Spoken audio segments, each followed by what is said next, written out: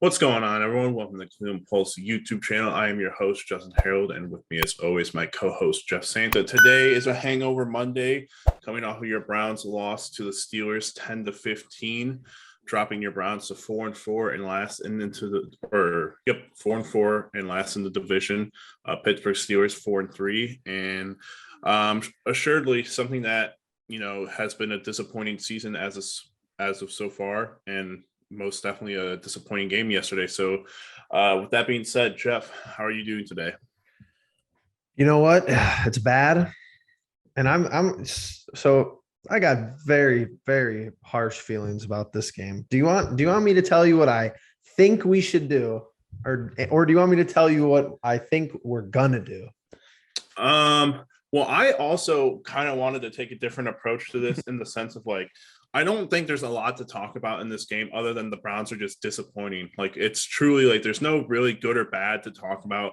Myles Garrett was probably the only player worth maybe saying any good things about. Greg Newsome played good yesterday.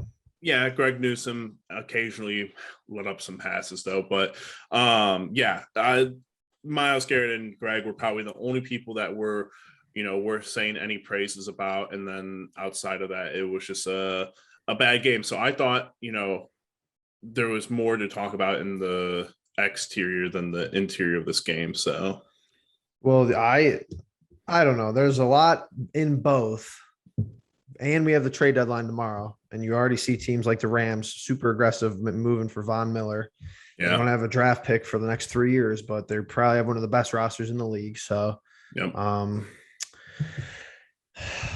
So many things went wrong. Can't score at home. The defense can't generate a turnover. And we're just the worst part is we're probably the most undisciplined team in the league.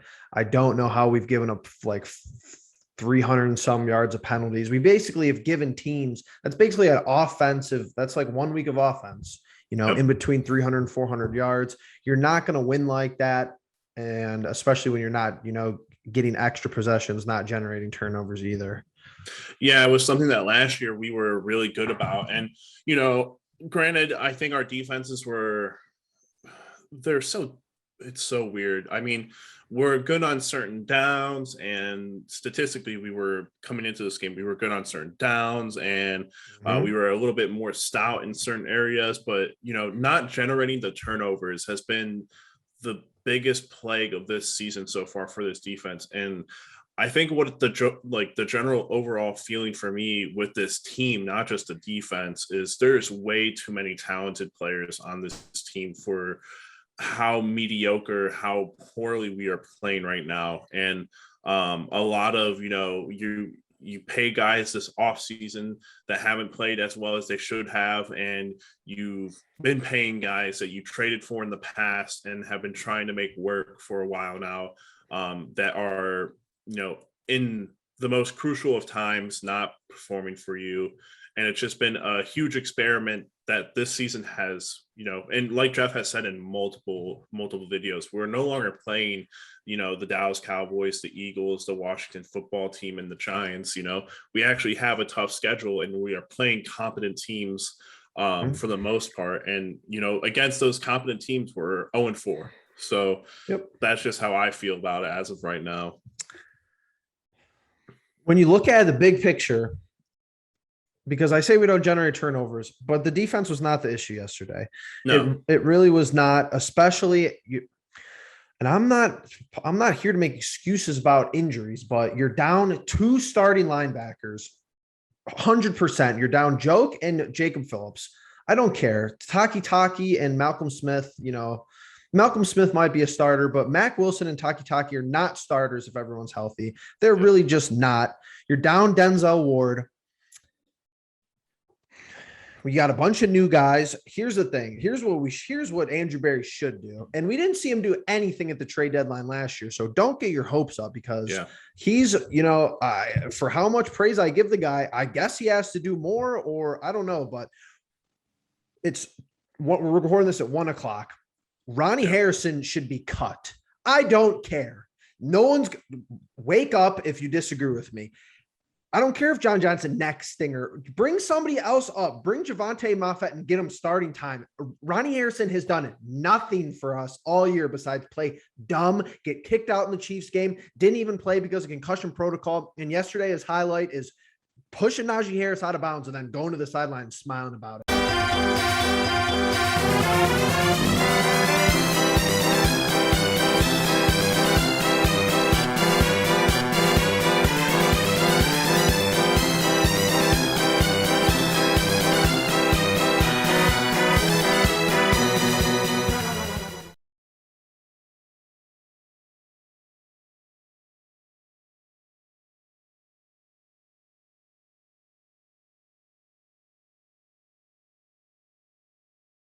We might have locker room issues. I'm actually certain we probably do. I would have woke up and cut his ass today. People aren't going to like that because we might be a little thin at safety. I don't care. OBJ, lost cause. Sorry. Move them. And that was two bad things. And here's what I see about yesterday, though. For everybody out there that, it's easy to be reactionary. Oh, we should, because just like how I was, very easy to do that.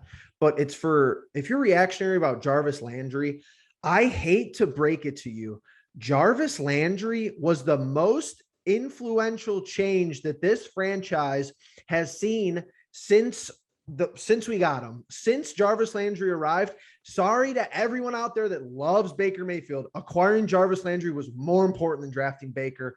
Don't care. So when he has his worst game as a Brownie, it's so poorly timed. I know he fumbled. I understand he can't catch the ball and we need him to catch the ball.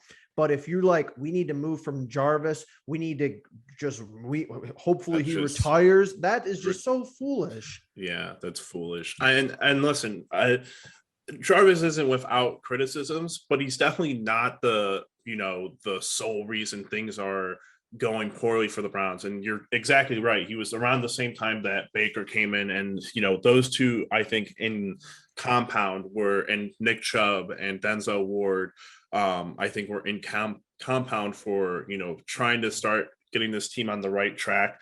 My thing with Jarvis is just it happens. Bad games happen. Obviously, you go back to the Chiefs game, and the one rare thing that happens in that game is Nick Chubb fumbles. All right, I'm not going to crucify Nick Chubb for fumbling once in a blue moon like Jarvis did yesterday. It's so unfortunate that it happens in the most opportune time. But the big thing for me is the inconsistency on offense comes from us not, every other week someone gets in, and I'm saying this in the Chargers game, and I'm trying to remember the Chiefs game, which isn't or not the Chiefs game, the Cardinals game, which is an anomaly because of the Hail Mary. But you have inconsistencies because there are too many people on this team getting paid, and I'm talking about the offense again, getting paid too much money. Austin Hooper consistently drops balls that hit him in the hand so bad every time. It's ridiculous at this point. David Njoku, I know we had the headache of a year ago. He didn't know what he wanted, didn't know if he wanted to be on the team, whatever. If maybe that was his agent, who knows.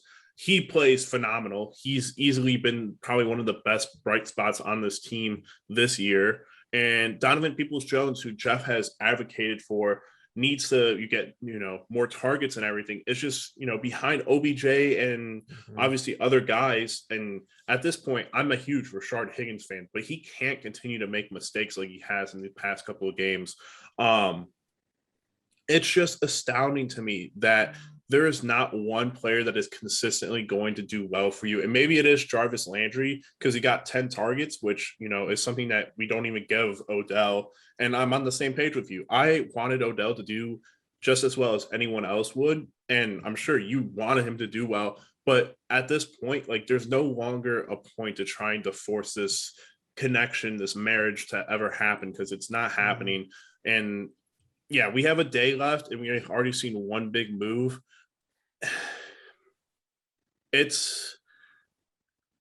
I think it is time to move on, and I would very much prefer for Andrew Berry to make a move with Odell tomorrow, if anything at all. happens, that would be my move to happen. And then after that, it's internally, there's just something with this offense that is not working. And Kevin Stefanski, Jeff, you've talked about it plenty. I think when he is leading a game, the man plays for the lead and plays not to lose after a point. And it's kind of gotten on my nerves. And I'm not saying like, oh, he's on the hot seat or whatever. It's not that, but there are times where a coach has to look internally to the guys around him and start taking suggestions, because I just think that at this point in time, the offense has looked the same, and I think teams have figured it out. I agree with that, but I think the blame trickles to Stefanski because of other circumstances. So through 8 games last year, we were 5-3. Mm-hmm. Not that big of a difference. It's just this year our losses are like, we should have more than 4 wins. We should have at least 5 wins, probably 6. That's the annoying part. 2, last the games season decided by less than a touchdown this year are frustrating. 2, we averaged 25.5 points a game last year. And for people, which everyone's out on Odell at this rate, I just don't understand. It would be different if he was in the offense, but we target him twice. So it's like, why is he even on the roster? But you saw it. Nobody can disagree that Baker Mayfield's best football was the 7 or 8 games down the stretch last year when OBJ was hurt. So that is all your evidence there. I was willing to give it a couple games this year too, but we've been saying that about every position. Oh, I've been willing to give Joe Woods and the defense, there might just be too much going on. We've only averaged 22.8 points a game through the first 8 games this year. Have we played a good defenses? Are this the Cardinals an elite defense? Maybe. I guess with JJ Watt 100% healthy, Pittsburgh's defense was better last year. Way better. And we only scored 7 against them the first game we played them last year, but we scored 50 on them in the playoffs. So it's like, I think if you really go back and look at the Chiefs highlights, the offense has completely shifted because of Baker's injury. I don't know if it's hindering his play, but I know it's hindering the play calling. He has a hard time rolling out. You see it when he rolls. He doesn't square his shoulders because it probably hurts. And I think that the 4th down play calling has been limited substantially because of Baker's injury. I know that play was 4th and 2 yesterday, which, by the way, he should have threw that ball away. He lost his yards running out of bounds. And then we have to go to some bounce out play with Chubb on the left side in a 4th and 2. It's like he did not play. He didn't lose us the game. And this is what all the Browns fans come back to, especially on Twitter. Baker played good enough to win us the game. What does that mean? Baker played good enough to win. We lost. He started 7 games. He's thrown 0 touchdowns in 3 of the 7 games. Chiefs, Vikings yesterday. Flip a coin. He might not throw a touchdown. He has 6 touchdowns. Geno Smith has 5. Davis Mills has 7. And let's say, he doesn't get a lot of attempts in the red zone. What does that tell you about the offensive scheme? Does that tell you that Stefanski and the offensive play callers, whoever it may be, trust him in the red zone? Because they don't. Yeah, I mean, I think it's definitely, you brought your first point about the boots. Where are all the boots? Like, we used to have so many PA boots that I felt, gave him enough room, enough time to operate and look down the field and do a lot of different things. And the play calling this year, I just come back to the play calling. I think something's not right, because you watch a Ravens game, how many times does Lamar Jackson just throw a deep bomb to Brown downfield? And I don't know what it is, because, when you're watching on TV, it's really hard to see plays develop downfield. So you don't know if they're doing a double move, if it's the route itself, if it's other players distracting safeties, bringing safeties down, whatever. But there has not been one of those plays where one of our guys is just streaking down the middle, or not the middle of the field, because I feel like there has been a couple of chances where that has happened. But there's never a guy down the sideline. Like you watch a Vikings game with Justin Jefferson, the dude streaks down the sideline, catches the ball, and still going in stride. There's a lot of instances where I think just Donovan Peoples-Jones, he did it last year. Obviously, we saw that. And again, this is me going out and saying Odell just is taking time away from players that should be getting more time. We have not seen Anthony Schwartz since week 1. Nope. I don't think I've seen Anthony Schwartz on an offensive possession since week 1 do what he did. I mean, the man got open twice. Granted, or caught 2 big balls in that game. Granted, had he had stood up on one of them, he would have had a touchdown, his first career touchdown off of a great play call. But you're right. Like since week 1, our play calling has just been totally so different. It's so weird. And granted, in the game where we scored 42 points, we had David Njoku breaking for like a 70-yard touchdown, and it's frustrating. This team has been frustrating this year, and 4-4 is 500, and it's not the end of the world. But again, you have to go to Cincinnati, and you have to play a very good Cincinnati team. Granted, they lost to the Jets somehow. I really need to watch the highlights of that game to see what happened, but they're a beatable team.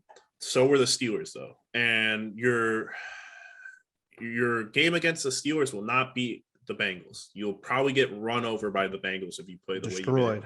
Yeah. So there really needs to be some thinking done in the locker room and in the coaching office, and hopefully in the GM's office, before the end of tomorrow. I don't know that we'll see anything like you said, but you said that you had a idea of what Andrew Berry should do and what you thought he would do. Did you get both of those points in? Yeah, I mean, I don't think we're going to do anything. I really don't. Yeah. But it just is like, you can't even come back to Andrew Berry. He's put the coaches in position to win, and it's like, I don't know. I was kind of, but it's like, I would rather be aggressive than passive. I was kind of interested in trying to go for Jalen Smith. Didn't happen. I mean, Von Miller. I'm not the biggest fan of Von Miller, but you see the Rams move on him, so it kind of makes you think like, okay, maybe if the Rams are identifying him as a talent, it's just like, people are disgruntled, and that is probably the most startling thing to me, is that on a short week with Case Keenum under center, we were more energetic and more ready to play for a Denver team on a short week than we were on a 10-day rest against the biggest rival. They're 2 hours away. The body language sucks. Oh my God. The Dearness Johnson touchdown, I'll put it up on the screen, because OBJ runs right off the field.